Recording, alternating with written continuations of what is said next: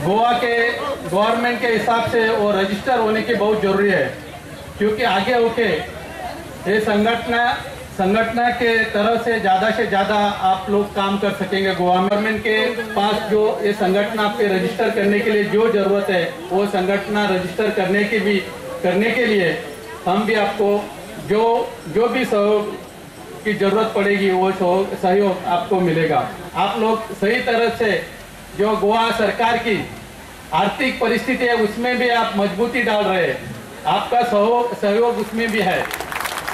और इसलिए जब आपकी ऐसी संगठन गोवा में रजिस्टर हो जाएगी, आपकी एकजुट यहाँ सरकार को दिखेगी, तभी सरकार का भी ध्यान आपके तरफ जाएगा और आप लोगों के लिए कुछ करना चाहिए। आप लोगों की जो प्रश्न है, जो डिफिकल्टीज है, वो सॉल्व होने में मदद हो जाएंगी।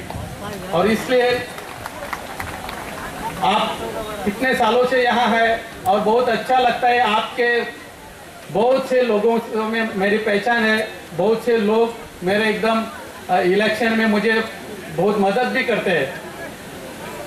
आप लोग कभी भी आपसे मदद पूछे तो कभी भी ना नहीं बोलते, कभी भी आगे रहते हैं, इसलिए भी आपका धन्यवाद हूँ मैं।